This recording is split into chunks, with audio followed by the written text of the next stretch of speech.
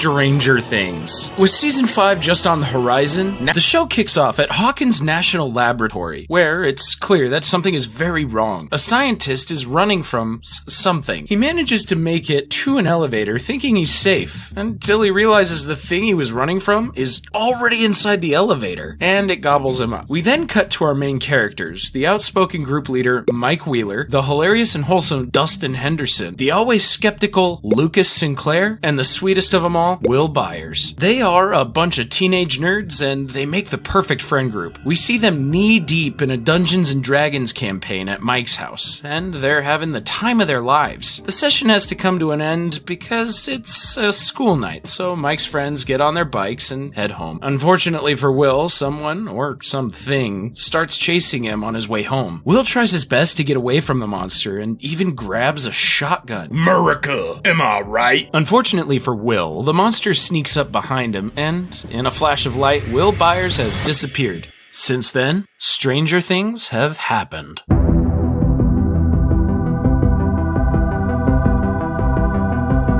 The next morning, we see the police chief of Hawkins, Jim Hopper. You know those guys who just give up on life and just sail through it with minimum effort? Yep, that's Jim. For now, at least. This is called foreshadowing. We then cut to the Byer household. There, we meet Will's mom, Joyce Byers, and his older brother, Jonathan Byers. Joyce is a bit of a paranoid weirdo, but she loves her boys and does everything she can to give them a good life. Jonathan is also kind of a weirdo, but he's a sweet and gentle boy who's just antisocial. They realize that Will didn't come home last night, and they start panicking. Anyway, we then see Mike, Dustin, and Lucas roll up to the school. To no one's surprise, they get bullied by the cool kids because they're a bunch of nerds. They're just like me. We then see Mike's older sister, Nancy Wheeler, for the first time. Nancy is a cute, hard-working girl who recently started dating the popular guy at school, Steve Harrington. She gets teased about this by her best friend, Barbara, aka Barb, but Nancy says it's nothing serious,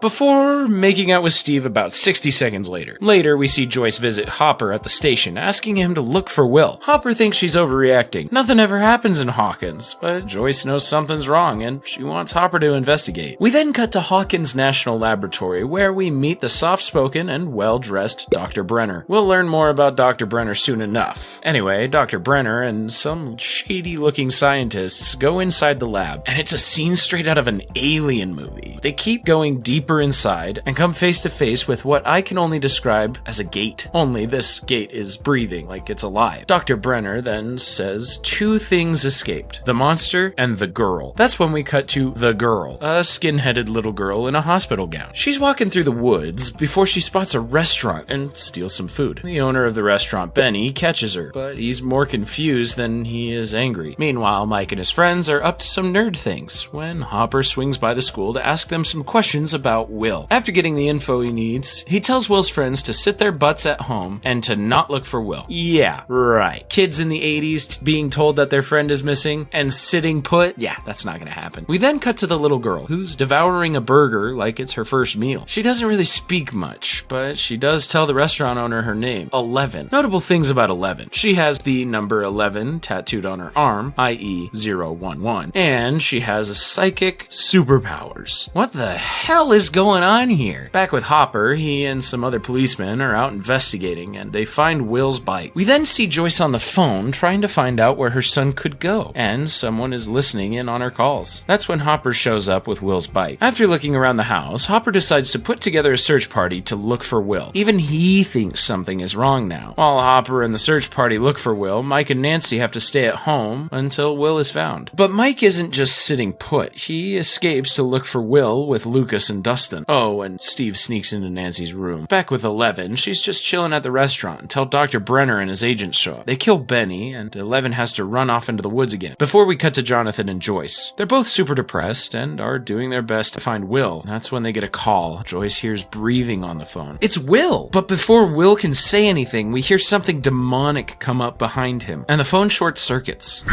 Will?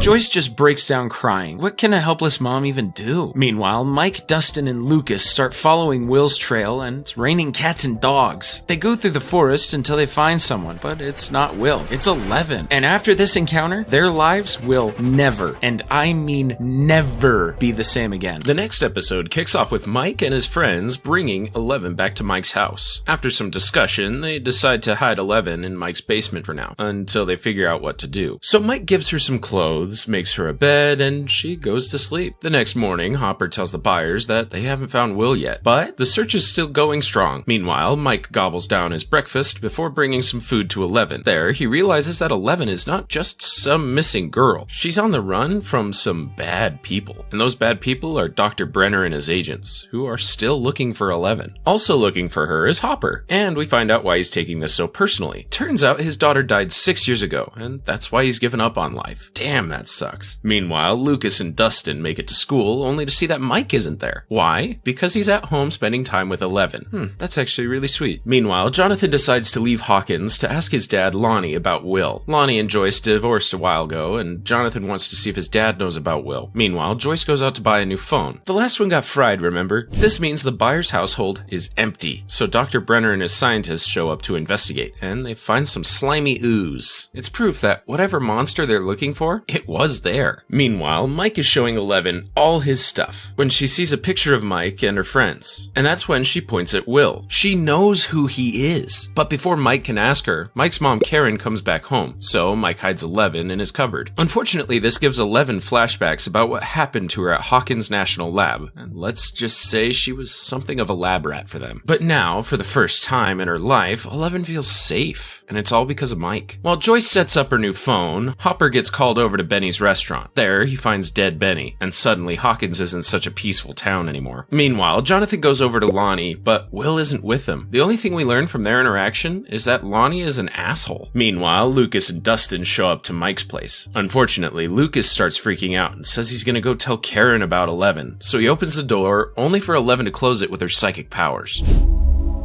No.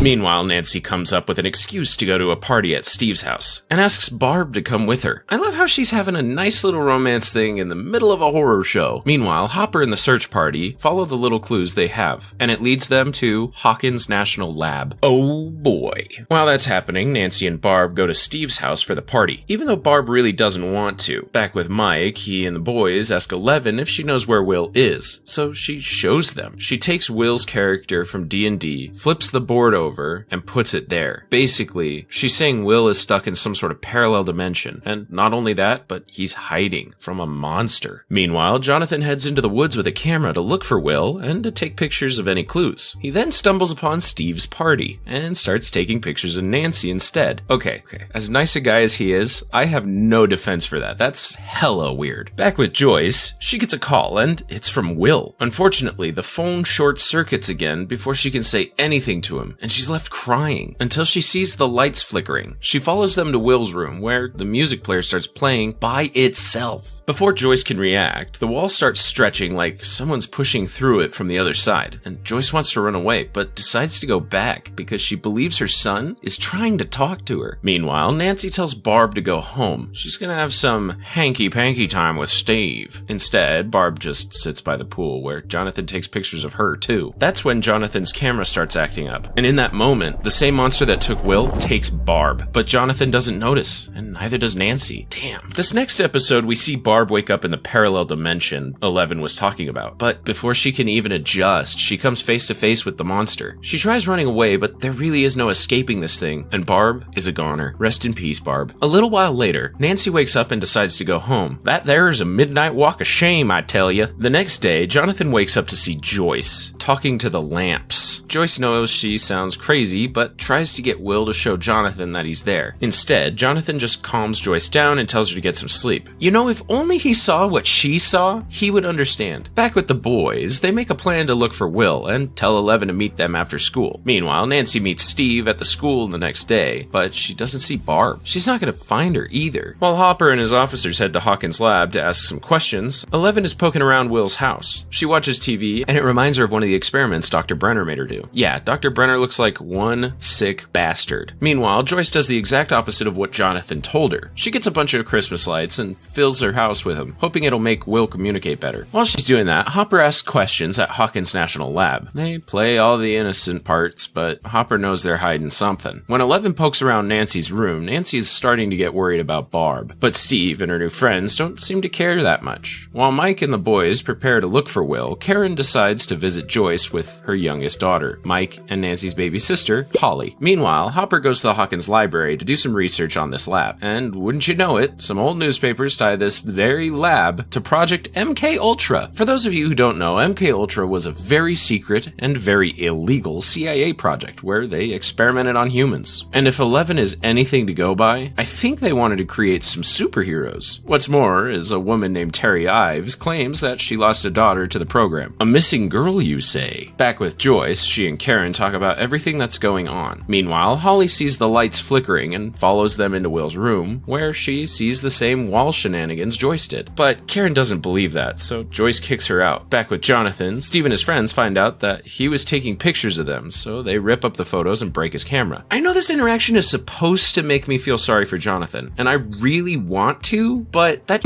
was creepy. Anyway, Nancy sees that Jonathan took a picture of Barb too. Keep that in mind for later. We then see 11 waiting for Mike and his friends, and she has another flashback of Brenner doing experiments on her. Lucky for her, Mike and the others show up and they start looking for Will. Meanwhile, Nancy heads out to look for Barb by herself, and she sees something in the woods. She now knows that something bad happened to Barb, and she doesn't know what to do about it. Meanwhile, Joyce talks to Will through the lights for a bit before realizing she needs to upgrade their communication. So she paints the alphabet on the walls and puts a light with each letter so Will can spell things out. 11 leads the boys to Will's house and says he's hiding there. But before they can react, they see police cars and an ambulance go by and decide to follow it. Meanwhile, Will starts talking to Joyce and tells her he's right here before telling her to run. And that's when the lights go crazy and a monster tears through the wall. Thank goodness Joyce ran away. Meanwhile, the boys follow the police to a lake where they drag Will's body out of the water. No! Hopper is devastated and so are the boys. Mike loses his mind and starts screaming at 11. He calls her a liar, but before just heading off on his bike. Back with Joyce, she runs into Jonathan and just hugs her son, while Mike hugs Karen, and that's how the episode ends. So, Will isn't alive? What the hell is happening in Hawkins? Episode 4 starts with Hopper trying to convince Joyce that Will is dead, but Joyce isn't buying it for a second. She knows that her son is alive. And even though Hopper knows that's crazy, part of him wants to believe her. While Joyce and Jonathan struggle with the news of Will's death, Mike is really mad at 11 for lying to him about Will. So 11 uses her powers on the radio and Mike hears Will. He's singing a song and Mike tries to talk to him, but the connection falls through. But now Mike knows that was Will, and he is alive. The next day, Mike fakes being sick to stay at home, and after Karen leaves, he calls up Lucas and Dustin. Meanwhile, Joyce and Jonathan go to see Will's body at the morgue. Joyce just storms out after seeing it. She knows that's not her boy, and it's not just her. Hopper is hella suspicious too. We then cut to Nancy, who realizes Steve is an asshole that doesn't really give a